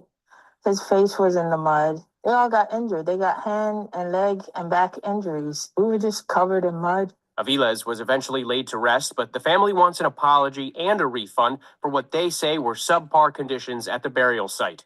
The whole thing was trembling. It was like wobbly. It was unstable. It was all wet and soaked. The funeral home and cemetery have not commented. Okay, so that has to be crazy, you know what I mean? Being a pallbearer and putting the casket up to be lowered, right? Above the 6 foot ditch, and to fall in that ditch, fall in that pit, and to have the casket fall on top of you. That's something, that's like nightmare fuel. You know what I'm saying? That's something I might have seen in a Michael Myers movie or something like that. You know what I mean? You might see that in like a Freddy Krueger movie. You know what I mean? You just wake up and you have a casket sitting on top of you. Well, that's some of the things that are happening nowadays. All right, so let's stay repentant. You know what I mean? Let's stay repentant in these last days. All right, so our next segment, we're going to talk about health, because health is important, right? Because health is wealth. You know what I'm saying? You can't enjoy, you know, the fall of your enemies if you're always sick. You know what I'm saying? So let's put the right things in our bodies, food, the things we see, what we watch on TV, whatever, you know what I'm saying? Whatever you ingest, whether it be food or, you know, with your eyes, let's make it healthy. All right. Let's make it so we're building ourselves up. Okay. Let's go to Ecclesiasticus chapter 38 and verse 4. So now it might be a delicacy now that Trump has put tariffs on everybody, even some islands that are inhabited by penguins, you know, over there, I believe in Bolivia or Ecuador, maybe both. Down there in South America, their drink of choice is yerba mate. They export coffee to us, but down there, they drink yerba mate. You see how that works? You know what I'm saying?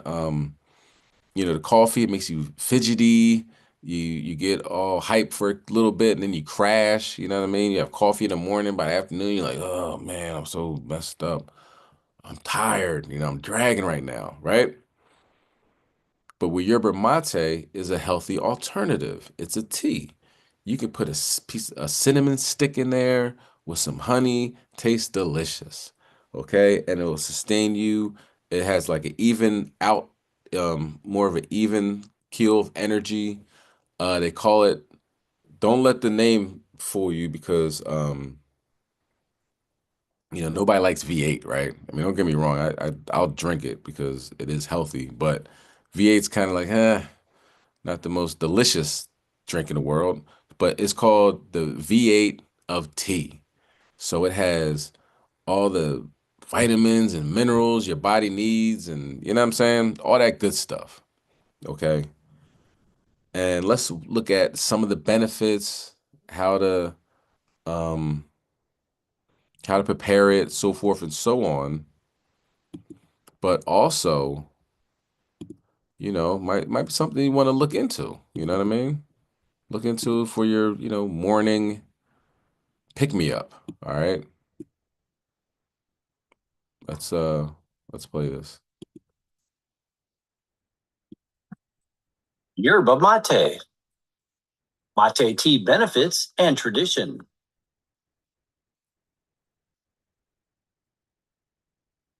Yerba mate is an evergreen shrub in the holly family identified by the species Ilex paraguayensis.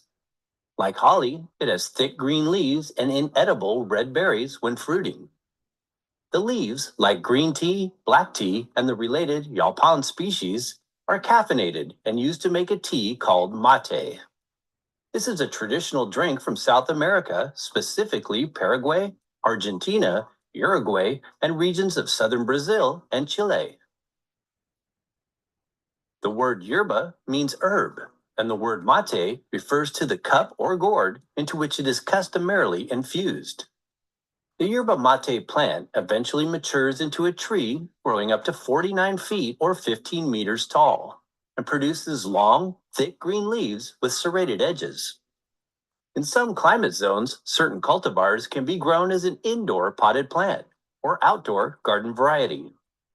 It is widely cultivated in Brazil for commercial use as a plantation crop. Two forms of dried yerba mate are with stem, com palo, and without stem, sin palo. Most commercial varieties sold worldwide are with stem. This means that when harvesting, leaves as well as small stems or twigs are collected, averaging about 95% leaf and 5% young stem. Yerba mate caffeine content. Yerba mate leaves are a source of caffeine and theobromine. The dried leaf contains about 1 to 2% caffeine and 0.3 to 0.9% theobromine, and smaller amounts of other stimulating compounds like theophylline. Interestingly, these three components in different ratios are also found in cacao beans. When comparing a 2 tablespoon serving size of yerba mate to ground coffee, yerba mate is said to be slightly under by about 15 milligrams, although this can vary significantly depending on type and brewing methods. But on average, 1 cup of mate tea contains approximately 80 milligrams of caffeine, compared to coffee at 95 milligrams. Traditional brewing methods, however, yield way more caffeine because the portion of dried leaf to water is much higher at about a 3-to-1 ratio, producing a thick, strong green beverage. This can be up to 130 to 260 milligrams of caffeine, which is closer to the equivalent of a double-shot espresso coffee. One of the big differences between yerba mate versus coffee, however, is the higher theobromine content, which helps to balance the effects of caffeine. Yerba mate tends to offer a soothing influence rather than an overstimulating and jittery one. The mate tea trend. While mate tea has long been consumed in South America, it is fairly new to many parts of the world. We remember back in the 1990s when yerba mate first became trendy here in the United States. In small, wellness-seeking communities, the dried leaf infusions were consumed traditional style in gourds with straw sieves. More on this type of preparation at the end of this video. Further down the road, it became highly popularized as a cold beverage sold bottled and then later in cans. Guayaki was one of the original American brands, offering many flavored varieties of yerba mate, and have now branched out to carbonated yerba mate drinks as well as energy shots. 3 benefits of yerba mate. Number 1, antioxidant properties. One of the great benefits of yerba mate tea is its rich source of antioxidants, helpful, as we know, for reducing oxidative stress in the body, neutralizing harmful free radicals, and balancing inflammation. Green, unsmoked, unroasted yerba mate tea has been studied for its very high amount of polyphenol and flavonoid antioxidants, the main ones being hydroxycinnamic acids like caffeic acid and chlorogenic acid, also prominent in coffee, as well as other caffeoylquinic acids, rutin and quercetin. In addition to these antioxidants, yerba mate tea leaf also contains saponins. These are bitter substances naturally present in other plants and tonics like gynostemma and ginseng, providing adaptogenic qualities that can foster immune health. Number 2, supports healthy colon. Many of the mentioned phenolic compounds in Ilex paraguariensis leaves have been found to be useful for supporting a healthy colon in some research. In one study, an extract of yerba mate was shown to reduce inflammation in the colon, influencing positive changes in intestinal microbiota and lessening the symptoms of colitis in mice tested.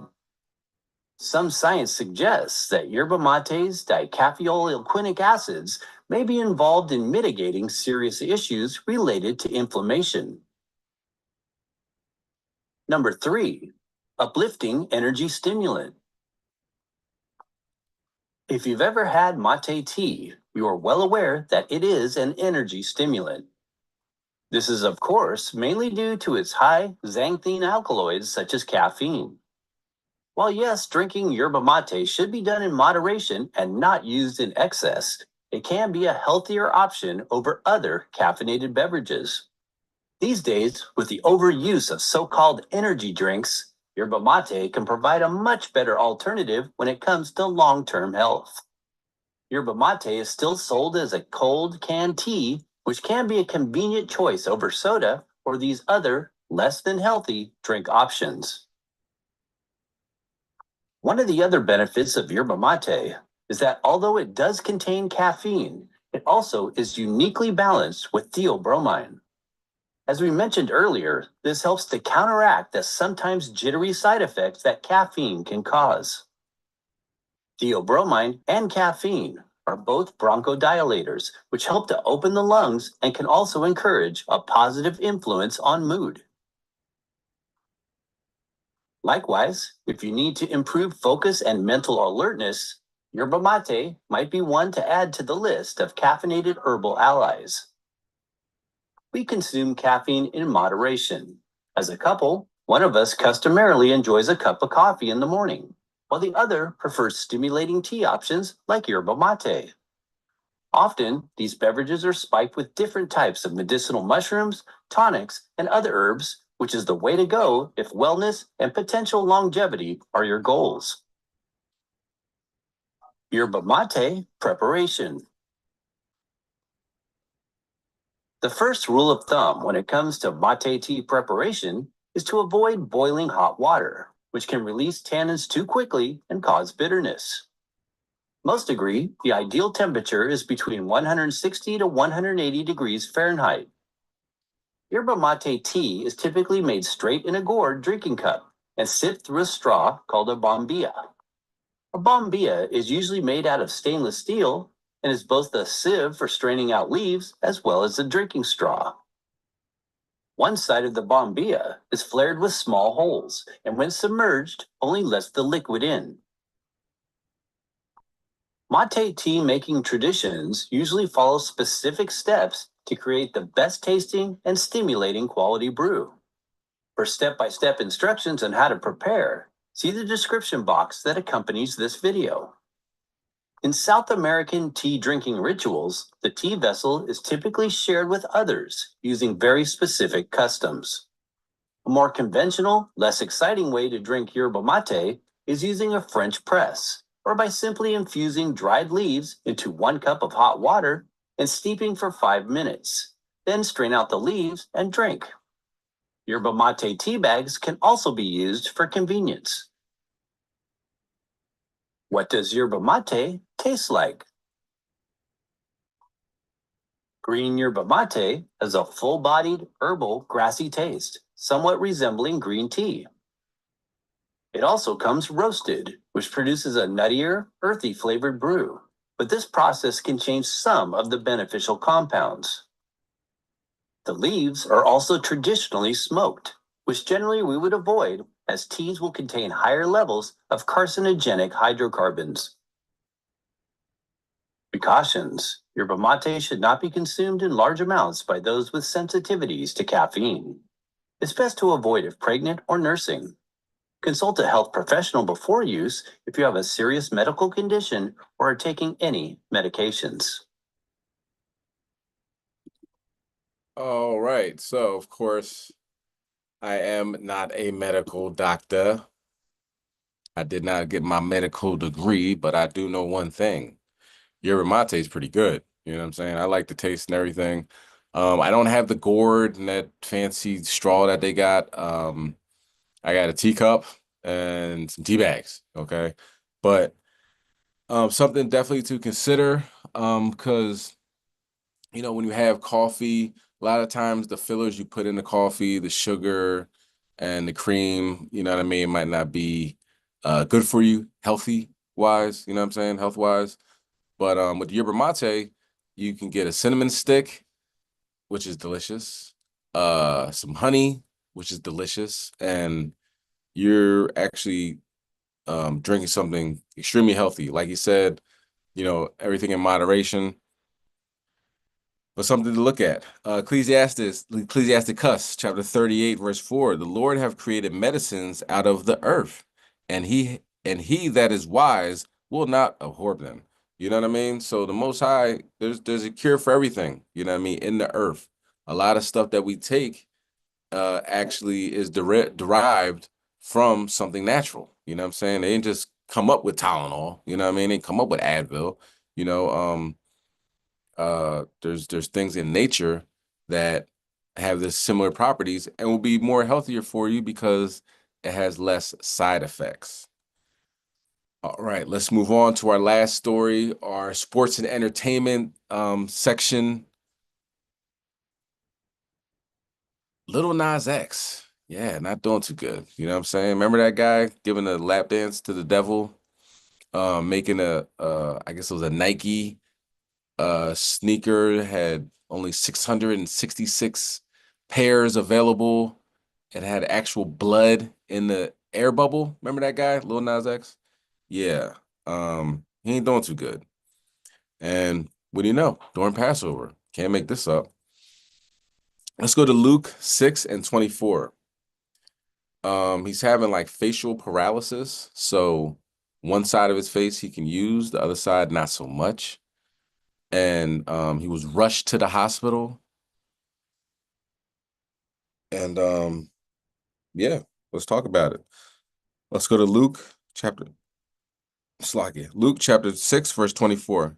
But woe unto you that are rich, for ye have received your consolation. Verse 25. Woe unto you that are full, for ye shall hunger.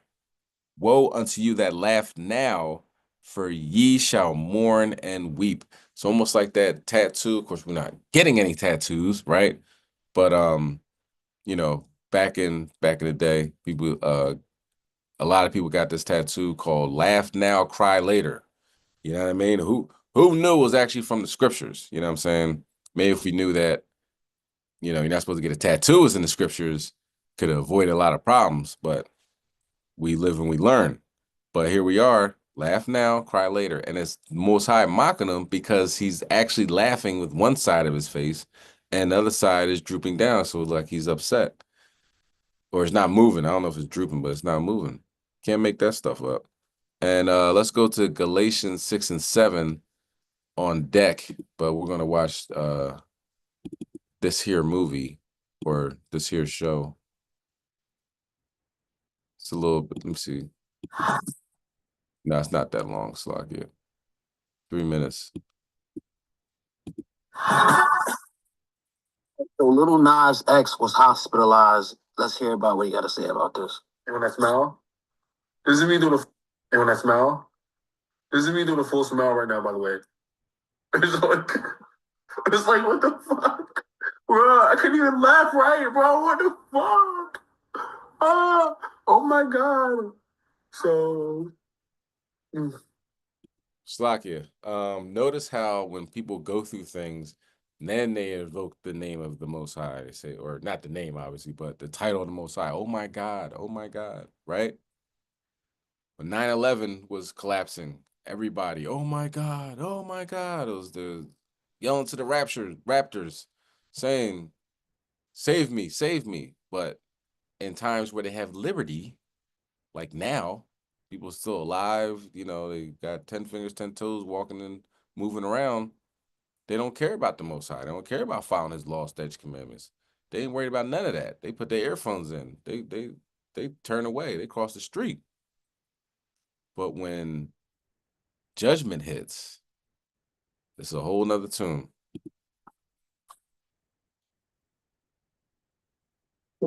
oh my God, bro.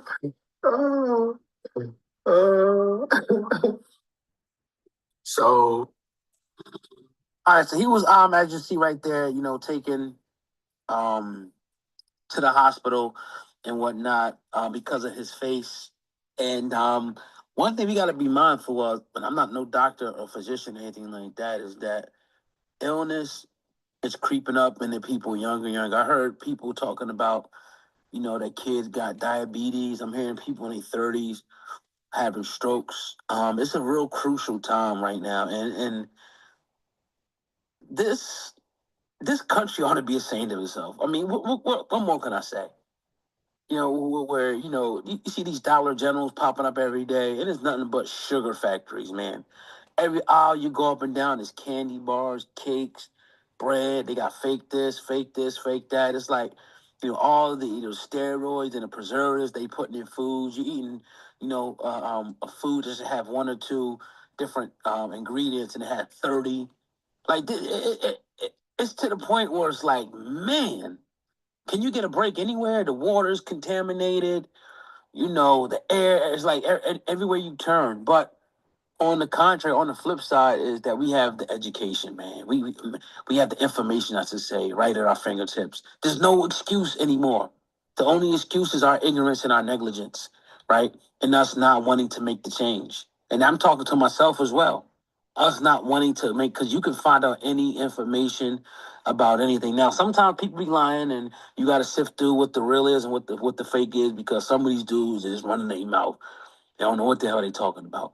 But some of these people are, for the most part, you can get right and exact information, if you look in the right, area. So, man, again, I'm not a health guru, but just simple things, that we all could, water, strength training, cardio, exercise, getting sleep, trying to keep, the stress levels down and trying to eat as much healthy things, as you can and limit your salt and sugar intake. Just those things and get some peace of mind, read, meditate, be one with nature, just to get started. Like, again, just those things right there is just to get started. I'm not saying that it's easy, but at some point, people try to make those changes too late when they find out they got a disease, when they find out they got an ailment. So if maybe you can start now, it'll benefit you. And the good thing about it feels so much better. Like, you ain't missing nothing. I know the donuts and good, it's cakes, and come on, man, I indulge, but when you do make that conscious decision, you'll see, like, yo, it's actually feel better. I'm not sluggish. I'm not tired. I got energy. So yeah, look into it, man. And hopefully, whatever happened to him, he's making light of it. But it could be something even more serious. So let me know what you guys think in the comment section about Lil Nas X being admitted. Yeah, man. Hopefully he repents. You know what I'm saying? Because when you give the devil a lap dance, when you slide from heaven on a stripper pole into hell and give the devil a lap dance and laugh about it, yeah, bad things are surely going to come to pass. You know what I mean? Just because an evil act, let's get that. Let's get Ecclesiastes 8:11.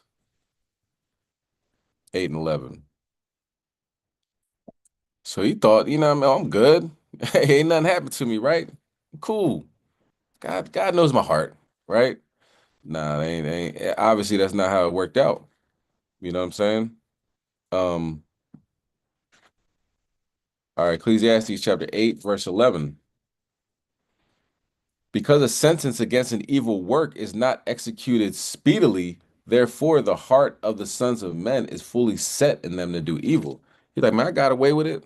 I made a lot of money off of that controversy too.